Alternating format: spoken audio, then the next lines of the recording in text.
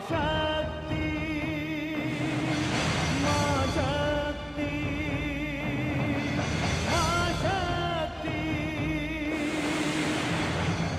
महारानी, मैं अपनी दिव्य दृष्टि से देख रहा हूं कि आपके गर्भ में महाराज बाहुक की संतान पल रही है और गर्भवती स्त्री आत्महत्या का पाप नहीं कर सकती। क्या? हाँ महारानी करुणामयी, ये सत्य है। ये सत्य है कि आप इक्ष्वाकु वंश को एक संतान देने वाली हैं। ये सत्य है कि आपको पुत्र की प्राप्ति होने वाली है।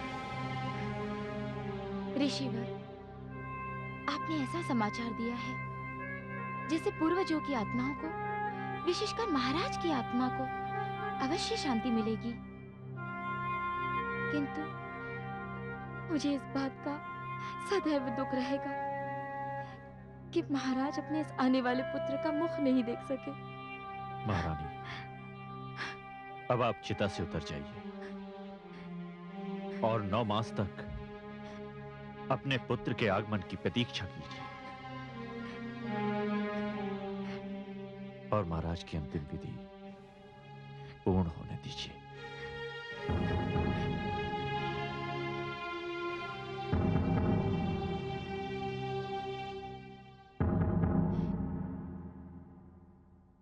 महाराज, क्षमा कीजिए, मुझे अपना निर्णय बदलना पड़ रहा है, परंतु आपकी आत्मा प्रसन्न हो रही होगी कि आपका उत्तराधिकारी आ रहा है, आपकी वंश परंपरा आगे बढ़ रही है।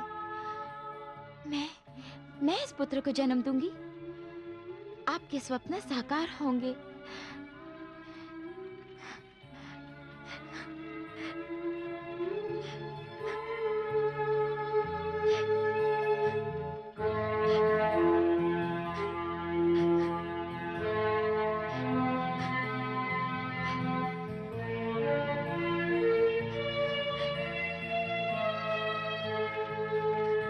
पुरोहित जी, आप अपना कर्तव्य पूरा कीजिए।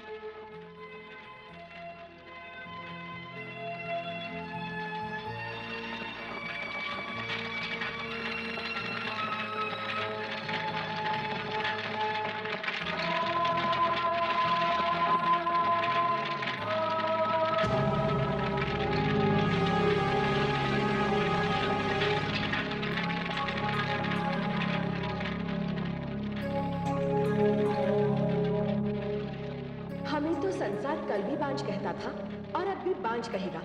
यदि हम बांझ हैं, तो वो संतान वाली कैसे हो सकती है?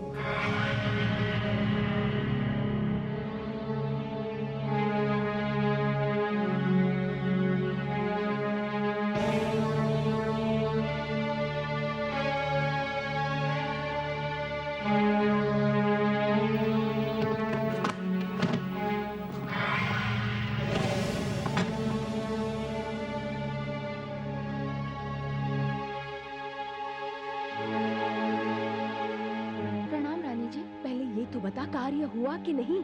कैसे ना होता? ये देखिए, शर्करा लाई हूँ। इसमें एक विशेष प्रकार का विष है। इसके खाने से महारानी करुणामयी की संतान उनके गर्भ में ही नष्ट हो जाएगी, किंतु इसका उन पर कोई प्रभाव नहीं होगा। नहीं नहीं, ऐसा नहीं होना चाहिए। मैं ऐसा कदापि नहीं होने दूंगा।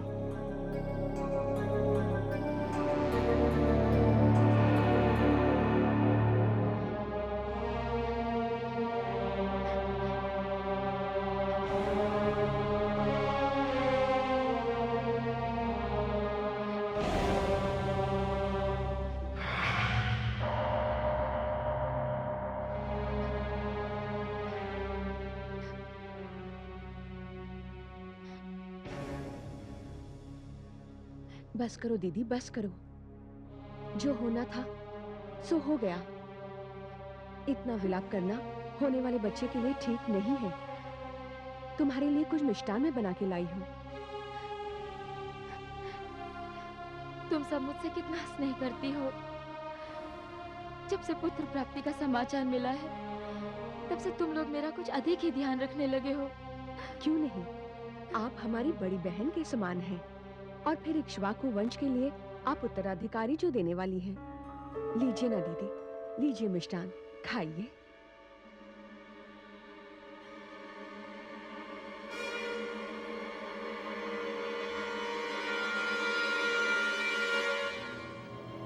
बहुत अद्भुत मिष्ठान है दीदी, बड़ा स्वादिष्ट है। रुकिए महारानी, रुकिए। कौन है? कौन पुकार रहा है? कोई नहीं दीदी, आपको भ्रम हो रहा है। आप खाइए। मैं भी दीदी को खिलाऊंगी। हाँ खिलाओ, मेरे हाथ से भी खाओ दीदी, तुम भी खिलाओ, तुम सब खिलाओ। रुकिए महारानी, रुकिए। ऋषि और वो?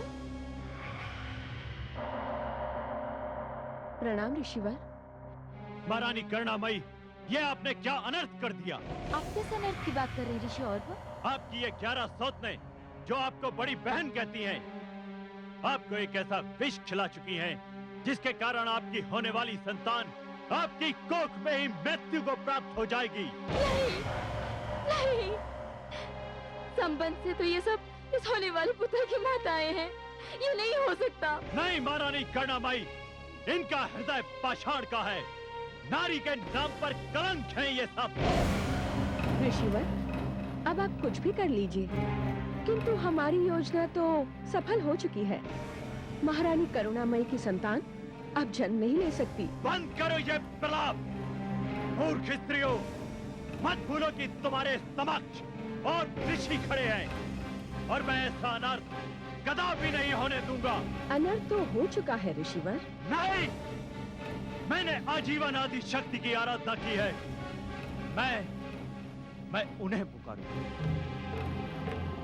हे आदिशक्ति, हे मां शक्ति, हे भुवनेश्वरी देवी, यदि मैंने शुद्ध मन से संपूर्ण निष्ठा के साथ आपकी आराधना की है, तो आप इस इक्ष्वाकु वंश के उत्तराधिकारी की रक्षा कीजिए मां, रक्षा कीजिए।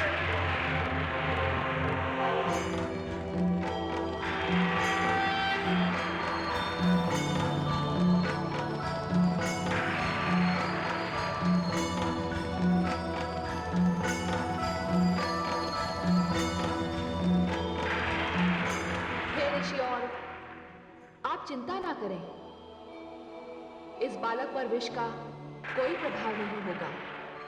ये बालक जब जन्म लेगा तो सारा का सारा विष इसके शरीर से लिपटा हुआ होगा। ये बालक विष के साथ जन्म लेगा, इसलिए सगर कहलाएगा।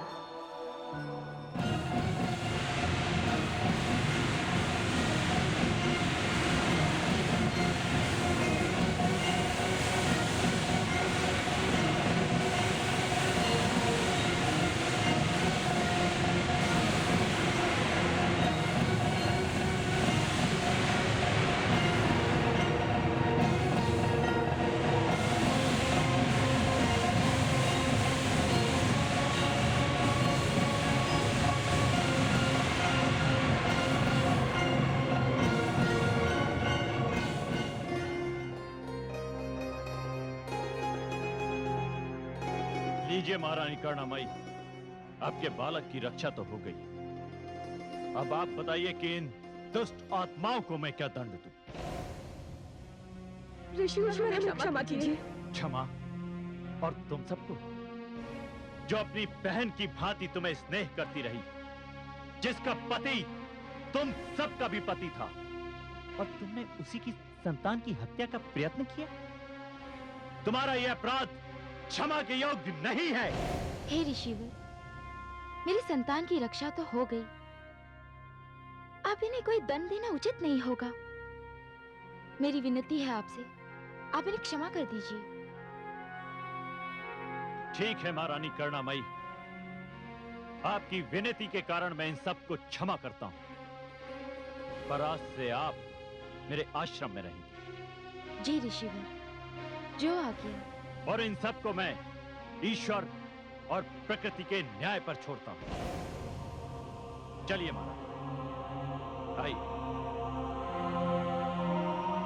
आइए।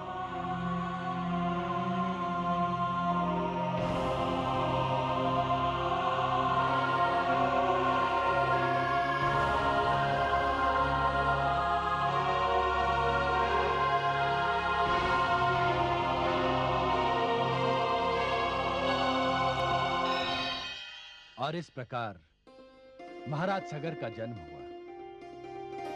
उनका पूरा शरीर विष में लिपटा हुआ था, किंतु माता आदिशक्ति की कृपा से उनके प्राणों की रक्षा हुई। पुत्र, तुम्हारे पूर्वज महाराज सगर की जन्म कथा बहुत रोमांचक है। महाराज सगर बालपन से ही बड़े साहसी और वीर थे। उन्होंने किशोर अवस्था में ही अपने सारे शत्रुओं को पराजित करके अयोध्या पर पुनः अपना अधिकार कर लिया।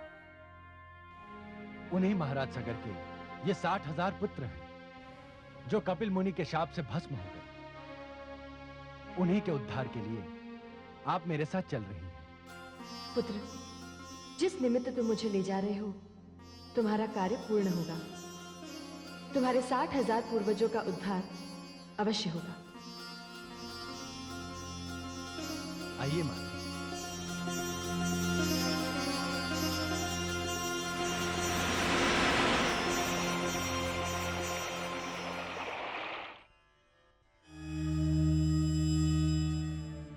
प्रणाम पिताश्री।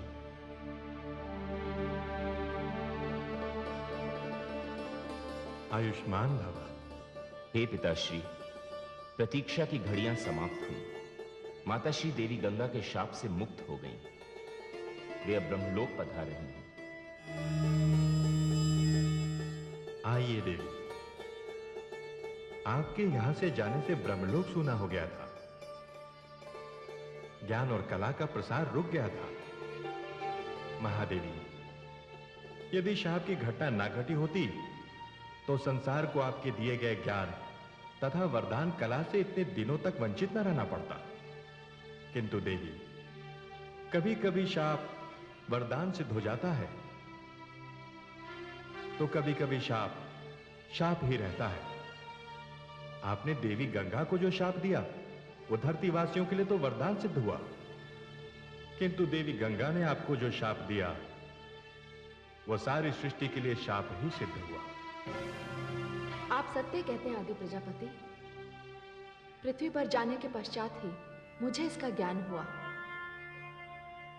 कि संसार में कितना अधिक अज्ञान फैला हुआ है, कितनी अधिक अशिक्षा है। हे आदि प्रजापति, अब मुझे अपने ज्ञान के प्रसार की गति को अधिक तीव्र करना पड़ेगा।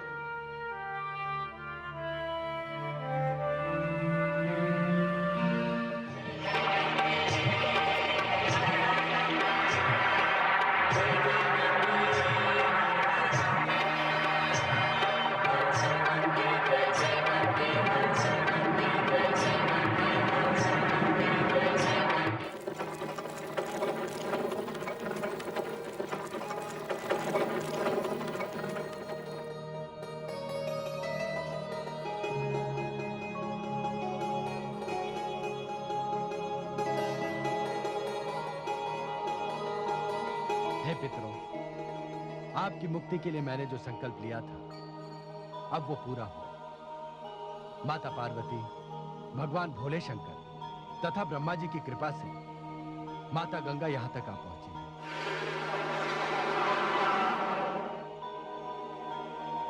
पुत्र भगीरथ, तुम धन्य हो।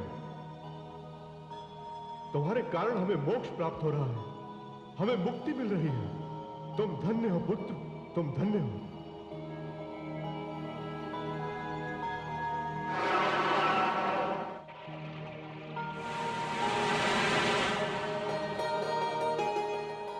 हे माता, हे पतित पावनी, आपके समक्ष जो ये असंख्य राग के ढेर पड़े हैं वो कपिल ऋषि के शाप से भस्म हुए मेरे पूर्वज हैं।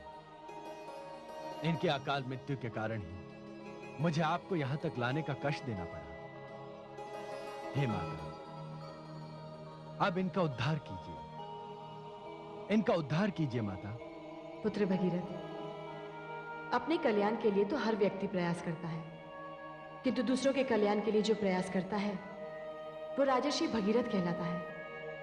इसके पश्चात अब संसार मुझे भी भगीरथी के नाम से जानेगा। पुत्र, अब तुम्हारा नाम ही मेरी पहचान बनेगा। तुम्हारी इच्छा अनुसार मैं तुम्हारे पूर्वजों को सद्गति प्रदान करती हूँ।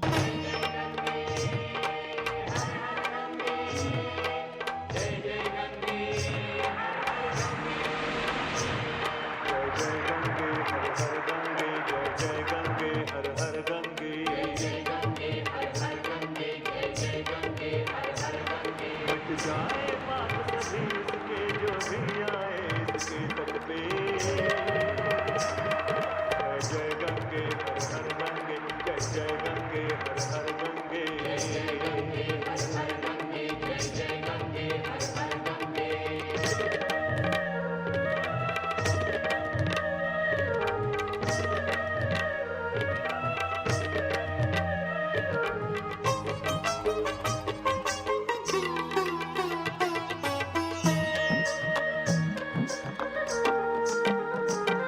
मैदानों में खलिहानों में पर्वत पर्वत जंगल जंगल, मैदानों में खलिहानों में पर्वत पर्वत जंगल जंगल, चंचल रमणी सी चपल चाल उन्माद मोद भर उछल उछल। इस आर्यवर्त की धरती की पहचान बनी है ये गंगा,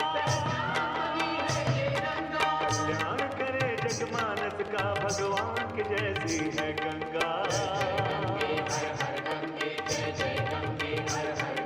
बन गए तीर्थ जिस ओर गई,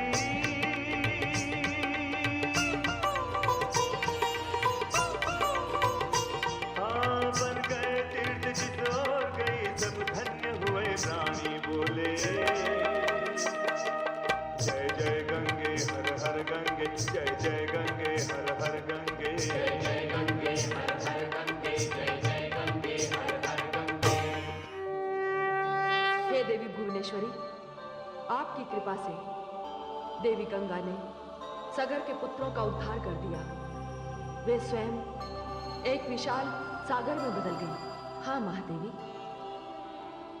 भगवान शिव की जटा की एक लट से जो छोटी सी गंगा की जलधारा निकली, वो लोक कल्याण के कारण विशाल होती गई और गंगा सागर कहलाई। हाँ महादेवी, सत्य वचन। संसार देवी गंगा की घटना को जिस भी रूप में देखे, किंतु उसकी वास्तविकता मैंने देखी है। मुझे तो मुनि कपिल के क्रोध में आपकी शक्ति के दर्शन हुए। हाँ महादेवी, कपिल का श्राप भी मैं ही हूं, गंगा का अवतरण भी मेरी ही इच्छा से हुआ है। मैं पराशक्ति हूं, आदि शक्ति हूं, ब्रह्म की शक्ति हूं। दक्ष प्रजापति के यज्ञ का विध्वंस भी मेरी ही शक्ति से हुआ था। सती बनकर मैंने ही आत्मदाह किया था और संसार में पुत्री के प्रति पिता के अन्याय को चुनौती दी थी। हिमालय में तपस्या के समय जिस पार्वती से हिम की शीतलता भी पराजित हो गई थी, वो मेरी शक्ति थी। तारकासुर का वध 7 माह के बालक कार्तिकेय ने किया था। वो मैं थी, केवल मैं। दानवी शक्तियों के विनाश के लिए महिषासुर मर्दिनी बनकर दुर्गा के रूप में मैंने अवतार लिया। काली बनकर मैंने ही चंडमुंड का नाश किया। नारी शक्ति, नारी की मर्यादा जब जब संकट में पड़ी है, मैं अवतार लेती हूं। हे महादेवियों, आप सब ब्रह्मा, विष्णु, महेश, सूर्य, चंद्र और नक्षत्र मेरी ही देन है।